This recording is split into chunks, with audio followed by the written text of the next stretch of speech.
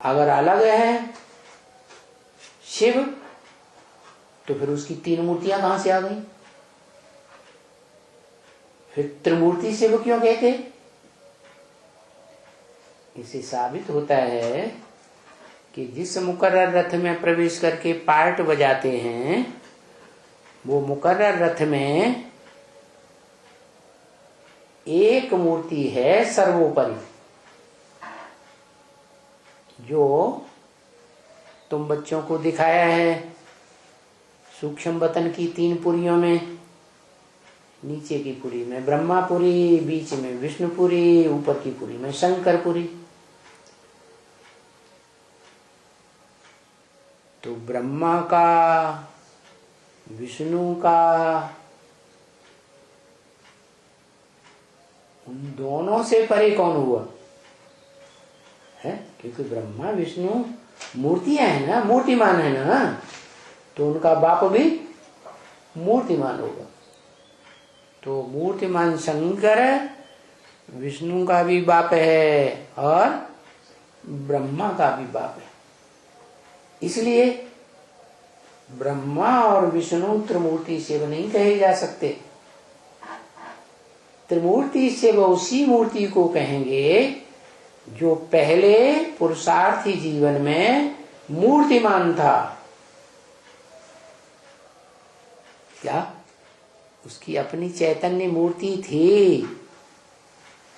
पुरुषार्थ करते करते अंत में बाप समान अमूर्त बन जाता है। क्या उसको अपनी मूर्ति की स्मृति रहती ही नहीं।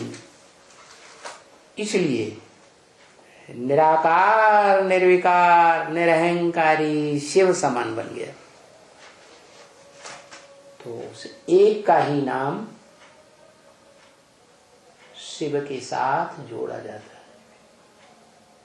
कोई देवता का नाम नहीं जोड़ा जाता सिवाय महादेव शंकर के।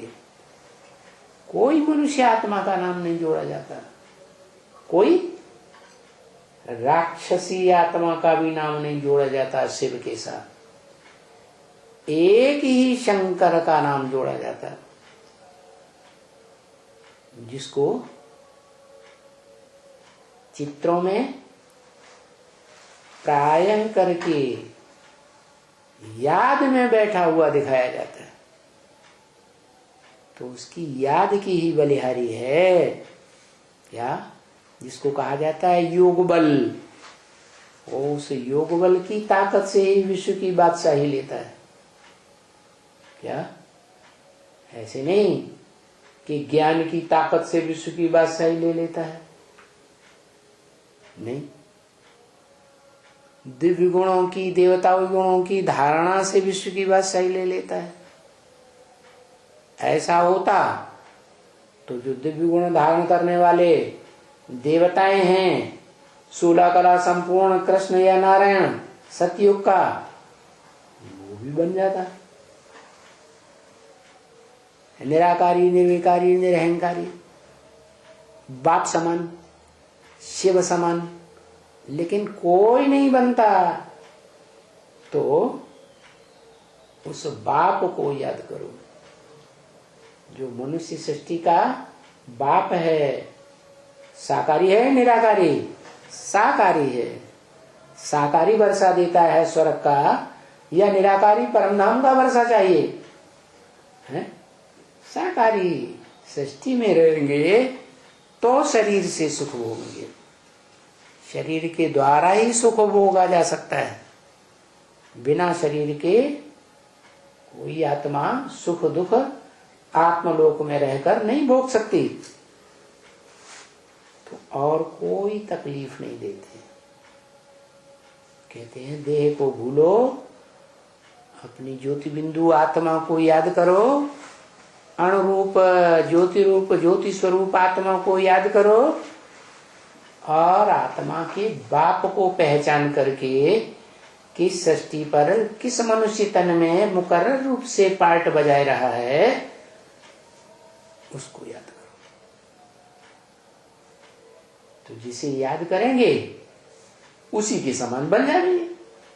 क्या चोरों का संग करेंगे, डकैतों का संग करेंगे, चोरों डकैतों को याद करेंगे तो चोर डकैत बन जाएंगे। कोई बड़े साहूकार के साथ रहेंगे तो साहूकारी के गुण आ जाएंगे, साहूकार बन जाएंगे। अब बनना क्या है? बनना है मनुष्य से देवता। क्या कलाहीन से 16 कला संपूर्ण बनना है ना। सर्वगुण संपन्न संपूर्ण अहिंसक बनना है ना। तो क्या करना है? जो धर्म पिता इस सृष्टि पर कहा जाता है अल्लाह अव्वल दीन, अव्वल नंबर के धर्म की स्थापना करने वाला, वो अव्वल नंबर धर्म ही है स्वधर्म। इसलिए गीता में कहा है स्व माने आत्मा, आत्मा का धर्म। देह के धर्म छोड़ो, ब्रह्मा का हो चाहे इब्राहिम का हो चाहे क्राइस्ट का हो, ये देह के धर्म विनाशी हैं, इनको छोड़ो। क्या करो? स्वधर्म में टिको। स्वधर्मे निधनम श्रेय परधर्मो भयावह। तो और कोई तकलीफ नहीं देते हैं। अपन को आत्मा समझ, आत्माओं के बाप को मनुष्य सृष्टि के बाप में याद करो। क्या? तो जो हेवनली गॉड फादर का वर्षा है, जो हेवनली गॉड फादर इस सृष्टि में आकर के नरक को हेवन बनाता है, उस हेवन का वर्षा तुमको मिल जाएगा। क्या? सच्ची बात बताता हूं। किसको याद करो? जो स्वर्ग का रचयिता है। स्वर्ग साकार तो रचयिता भी साकार। मैं शिव तो निराकार हूं और सदा निराकार रहता हूं। मेरे घर का वर्षा लेना है तो 5000 वर्ष परम धाम में पड़े रहना है तो आ जाओ, तुम्हारी मर्जी। लेकिन हर आत्मा इस सृष्टि पर रह करके शरीर के साथ सुख भोगना चाहती है, दुख नहीं भोगना चाहती, शांत रहना चाहती है। अशांति कोई को अच्छी नहीं लगती।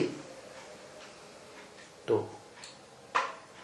निरंतर जीवन में सुख भोगना है, जन्म जन्मांतर लंबे समय तक, तो उस हेवनली गॉड फादर को पहचानो जो प्रैक्टिकल में हेवन का रचयिता है।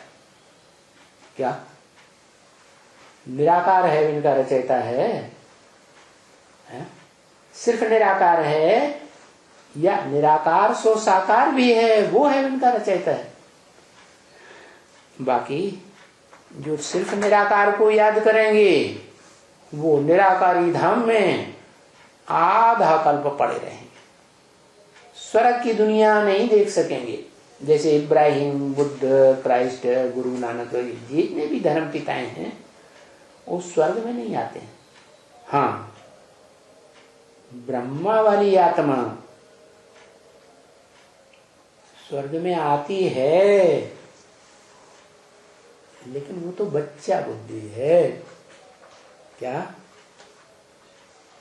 और आत्माओं के मुकाबले उसकी बुद्धि इतनी तीक्ष्ण नहीं है जितनी भौतिकवादी मनुष्य आत्माएं हैं इस दुनिया में। उनकी बुद्धि बड़ी तीक्ष्ण है।